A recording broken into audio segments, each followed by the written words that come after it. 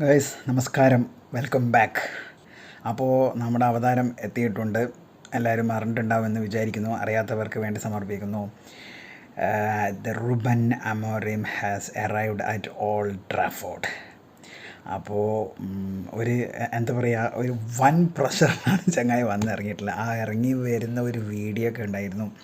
വൻ ഹാപ്പിയിലായിരുന്നു. അപ്പോൾ കൂടെ അദ്ദേഹത്തിൻ്റെ 4-5 സപ്പോർട്ടിങ് സ്റ്റാഫ് കൂടി വന്നിട്ടുണ്ട് ഓൾഡ് ട്രാഫോർഡിലേക്ക്, പുള്ളിയുടെ കൂടെ തന്നെ. അപ്പോൾ അതോടുകൂടി നമുക്ക് എല്ലാവർക്കും അറിയാൻ പറ്റും, നമ്മുടെ നിസ്റ്റൽ റൂയി പോയിട്ടുണ്ട്. നിസ്റ്റൽ റൂയി ഏകദേശം അദ്ദേഹത്തിന് വേണ്ട എന്നുള്ള രീതിയിൽ തന്നെയായിരുന്നു എനിക്ക് തോന്നുന്നു അമോറിം പറഞ്ഞത്. കാരണം പുള്ളിക്കാരൻ്റെ കളി സ്റ്റൈലും എല്ലാം വേറെയാണല്ലോ. നോർമലി അതങ്ങനെ തന്നെയാണ്. പുതിയൊരു കോച്ച് വരുമ്പം അദ്ദേഹത്തിൻ്റെ കൂടെ മുൻപ് വർക്ക് ചെയ്തിരുന്ന കോച്ചുകൾ സപ്പോർട്ടിങ് സ്റ്റാഫ്സിന് എന്തായാലും എല്ലാവരും കൂടെ കൊണ്ടുവരുന്നത് അത് നോർമലി ഉള്ളൊരു കാര്യം തന്നെയാണ്. അപ്പോൾ അതേപോലെ തന്നെയാണ് അമോറിം ചെയ്തത്. അപ്പോൾ വാം വെൽക്കം ആയിരുന്നു കൊടുത്തത്. ഒമർ ബെറാഡ, പിന്നെ ഡാൻ ആഷ്വർത്ത് എല്ലാവരും കൂടി നല്ല ആ വീഡിയോ പൊള്ളിയായിരുന്നു. അതാരും കണ്ടിട്ടില്ലെങ്കിൽ എല്ലാവരും ഒന്ന് അത് കാണണം. അത് ഭയങ്കര എന്താ പറയുക, ഒരു ഹാപ്പി സ്മൈലിൽ അമോറിം വന്നിറങ്ങുന്ന ഒരു വീഡിയോ ഭയങ്കരമായിരുന്നു. പിന്നെ അതുകൂടാതെ വേറൊരു വീഡിയോ ഇറങ്ങിയത് എന്താണെന്ന് വെച്ച് കഴിഞ്ഞാൽ, പുള്ളി ഇന്നലെ നമ്മുടെ ജിമ്മിൽ ട്രെയിനിങ് സെൻറ്ററിൽ പോയിട്ടുണ്ടായിരുന്നു, കാരിങ്ടണിൽ. അപ്പോൾ അവിടെ നമ്മുടെ കുറച്ച് പ്ലെയേഴ്സിനെ കണ്ടു. കോബി മൈനോ, മാസൺ മൗണ്ട്, യോറോ, അവരെയൊക്കെ. അതൊരു വേറെ തന്നെ. ആ മൗണ്ടിനെയൊക്കെ കെട്ടിപ്പിടിക്കുമ്പോഴുള്ള ആ ഒരു വീഡിയോ ഉണ്ട്. ഒരു പ്രത്യേക ഒരു എനർജി വന്നിട്ടുണ്ട് അതിൽ. എന്താണെന്നറിയില്ല, കാണുമ്പം അതായത് നമുക്ക് ഫാൻസിന് തന്നെ ആ വീഡിയോ ഒക്കെ കാണുമ്പോൾ ഒരു രോമാഞ്ചിഫിക്കേഷനാണ്.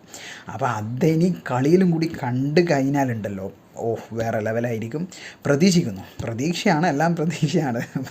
പ്രതീക്ഷിക്കുന്നതിൽ നമുക്ക് വലിയ തെറ്റൊന്നുമില്ലല്ലോ. അപ്പോൾ നോക്കാം, കണ്ട് തന്നെ അറിയാം. 3-4-3 അല്ലെങ്കിൽ 3-5-2 ഫോർമേഷൻ അത് തന്നെയായിരിക്കും ഫസ്റ്റിൽ ഇംപ്ലിമെൻറ്റ് ചെയ്യാമെന്ന് അദ്ദേഹം അതായത് സ്പോർട്ടിങ്ങിലെ ലാസ്റ്റ് ഗെയിമിലുള്ള പ്രസ് കോൺഫറൻസിൽ പറഞ്ഞിട്ടുണ്ടായിരുന്നു. അത് തന്നെയാണ് എൻ്റെ ഫോർമേഷൻ. അപ്പോൾ ബാക്ക് 3 വെച്ച് കളിക്കാനൊരു പ്രശ്നം. ഡിലൈറ്റിനോടൊക്കെ ചോദിച്ചപ്പോൾ ഡിലൈറ്റൊക്കെ അതിൽ കളിച്ചിട്ടുണ്ട്, നെതർലാൻഡ്സിലും കളിച്ചിട്ടുണ്ട്, ബയേണിലും കളിച്ചിട്ടുണ്ട് എന്നൊക്കെ പുള്ളിക്കാരൻ പറഞ്ഞിട്ടുണ്ടായിരുന്നു. അപ്പോൾ അതൊക്കെ അവർക്ക് ഓക്കെയാണ്. അപ്പോൾ ബാക്ക് 3 എന്ന് പറയുമ്പോൾ എനിക്ക് തോന്നുന്നു ഇപ്പോൾ യോറോ കൂടി ഇഞ്ചുറി കഴിഞ്ഞ് വരുന്ന സ്ഥിതിക്ക് ലിസാൻഡ്രോ മാർട്ടീനസ്, ഡിലൈറ്റ്, പിന്നെ യോറോ, ഈ ബാക്ക് 3 ആവാനാണ് സാധ്യത ഉള്ളത്. കൂടുതൽ സാധ്യത അതിനാണ്. അപ്പോൾ അങ്ങനെ ആയിരിക്കും വരാനുള്ള കൂടുതൽ സാധ്യത കാണുന്നത്. പിന്നെ ബാക്കി ഫോർമേഷനൊക്കെ ആയിരിക്കും. പിന്നെ ബ്രൂണോയുടെ ഇപ്പോൾ കഴിഞ്ഞ 4 കളിയിലുള്ള ഫോം വെച്ച് നോക്കുമ്പം അമോറിമിൻ്റെ ആ ഒരു ഇഞ്ചക്റ്റ് കൂടി വരുമ്പം വേറെ ലെവലായി മാറും.